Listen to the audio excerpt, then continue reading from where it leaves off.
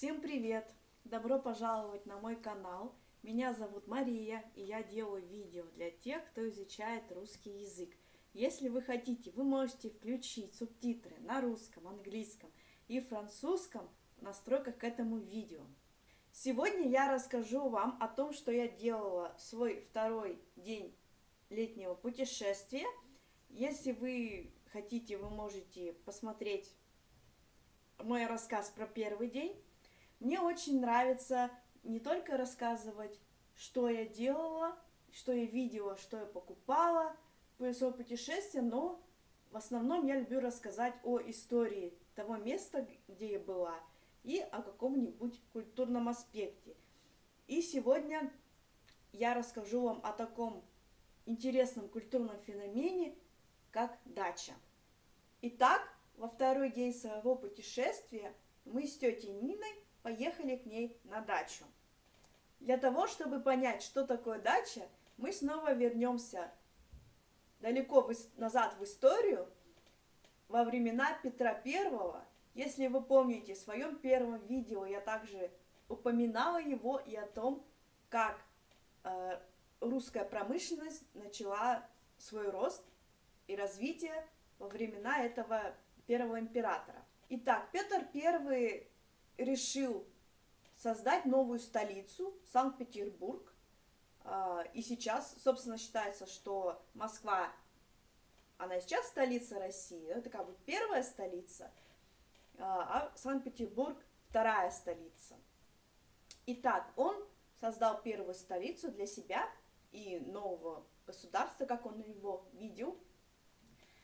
Но все имения аристократии и служащих при Петре находились в Москве. И для того, чтобы вся знать не уезжала летом из Петербурга в Москву, а также за границу, Петр I решил раздавать земли вокруг города Петербурга для того, чтобы люди, аристократы, там находились недалеко, не уезжали далеко от своего места работы. И при случае, наверное, можно было быстро вызвать.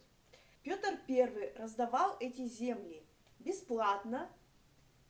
Единственным условием было то, что тут же начнется строительство дома и благоустройство территории вокруг дома. То есть будут посажены деревья, цветы и так далее.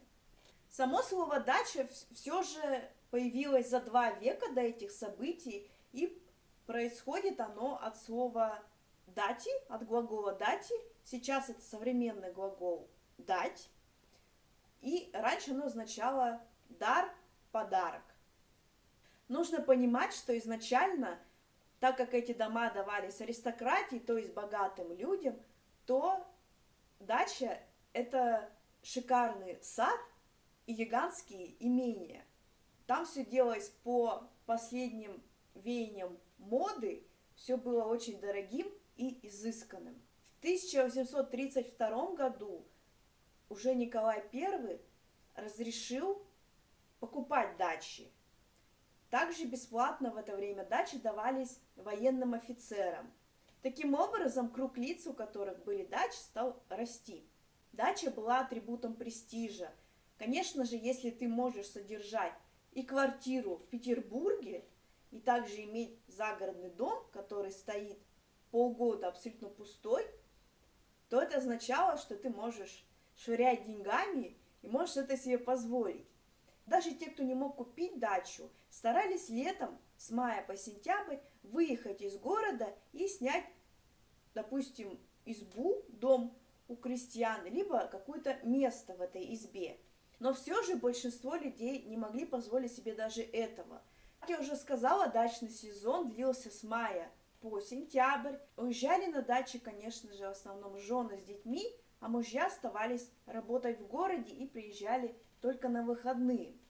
Конечно же, люди не сидели без дела на дачах, они активно ходили друг к другу в гости, играли в крокет, учились верховой езде, купались, гуляли. Также активно давались театральные представления и музыкальные представления, были даже гастроли по дачам в летний сезон.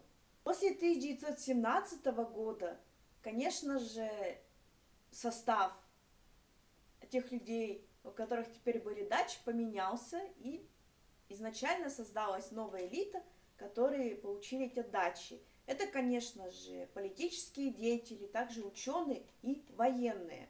После войны, что означает после Второй мировой войны, русские часто так говорят, просто после войны, количество людей, которым начали выдавать дачи, стало увеличиваться, и давали 6 соток. 6 соток это означает 600 квадратных метров, то есть 100 это сотка, это такое разговорное слово, которое обозначает 100. 70-е, 80-е годы все больше и больше людей стали получать дачи от тех мест, где они работали, от заводов, либо каких-либо других организаций.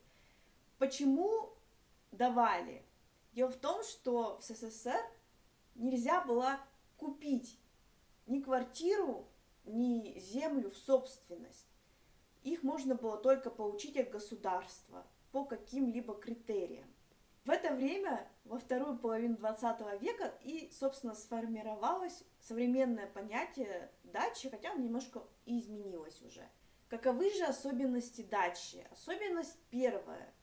Это небольшой участок земли, то есть 600 соток, и небольшой дом, так как запрещалось строить двухэтажные дома, дома с подвалами. Также из-за того, что это было только летнее жилье, то дома не старались строить какими-нибудь очень хорошими, но также у людей и не было возможности строить какие-либо хорошие дома.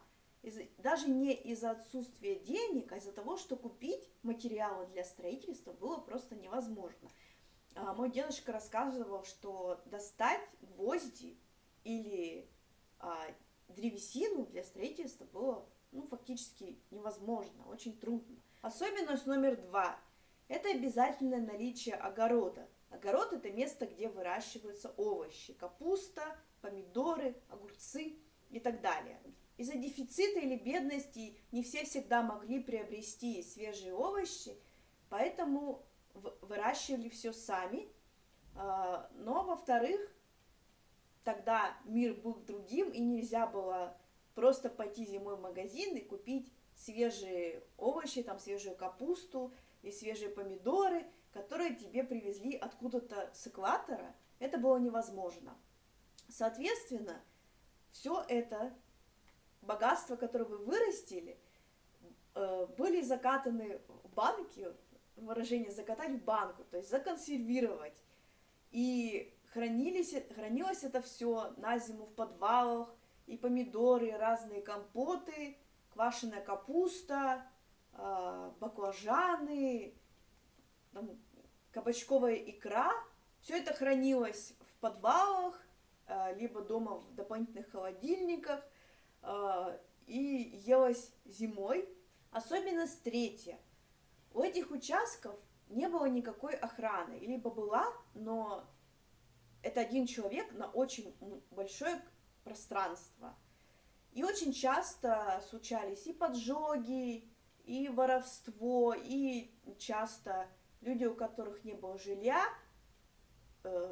оккупировали чью-то дачу и жили там зимой. Соответственно, ничего очень хорошего люди там не оставляли. Либо они привозили это с собой, в начале сезона и увозили, когда уезжали, либо там просто было всякое что. Поэтому на дачу увозили все очень старое, потрепанное, то, что не хотелось хранить в квартире, допустим, решили вы приобрести новый диван, соответственно, старый диван вы отвозите на дачу, там он пригодится. Так как я родилась еще в прошлом веке, то я застала такой переходный период с советскими дачами на более современные. И действительно в 90-е, даже, наверное, 2000-е годы, начало 2000-х годов, я все лето жила на даче. Мы там выращивали клубнику, там росла ягода, смородина, там делались грядки, было у нас там 2 теплицы, держали пчел, была у нас там баня. Дед фактически там жил и приезжал только зимой, потому что топиться это там доходила температура до -40, и, конечно, это очень было тяжело, просто дом. То есть он не сильно был утепленный. Когда уже мои дедушка и бабушка постарели, и трудно им было ездить туда, то мы ее продали. Это на самом деле было событие, причем продали мы ее за 120 тысяч рублей. Это прямо очень большие деньги, потому что так далеко люди продавали там буквально там за 5 тысяч или хотя бы за 2 тысячи. Просто заберите ее. Очень много на даче стали кидать, то есть не ездить туда, потому что далеко. И зачем? Сейчас можно все было купить уже в магазине. И сил на то, чтобы ездить после работы в свой выходной и выращивать там, никакой радости не было. К тому же сейчас можно было уже уехать, да, отдохнуть за границу, посмотреть мир, поехать в Таиланд на море, и не было необходимости проводить весь свой летний отпуск на даче. Продали мы еще по другой причине, так как мы стали строить дом не совсем так далеко от Красноярска. Красноярск — это место, где я живу, город, в котором я живу. И тут мы подошли к различию между дачей и домом, в чем, собственно же, разница. Но если мы возьмем особенности дачи и сравним их с домом, то, во-первых, вы можете построить себе дом какой хотите. Хотите маленький, хотите большой, из самых лучших материалов, либо из материалов подешевле, но все равно можете там жить и жить круглогодично. Во-вторых, не все люди теперь, имея загородный дом, даже если он только летний, имеет там какой-либо огород, либо даже вообще какой-нибудь участок. То есть вы можете купить себе землю большую и развести там большой сад, если вам хочется, а можете купить себе маленькую и просто выходить там жарить мясо в свой выходной день. В-третьих, там, конечно же, можно установить охрану, нанять кого-то для поселка, либо установить сигнализацию. Это дом, в котором есть отопление, в котором есть канализация, электричество, в котором можно поставить охрану, в котором можно заказать себе еду даже. Итак, я надеюсь, вы узнали для себя много полезного, интересного в этом видео. Это действительно большой культурный феномен дача, который, наверное, есть только в России, но, возможно, в некоторых странах СНГ тоже. Я очень рада, что вы были со мной.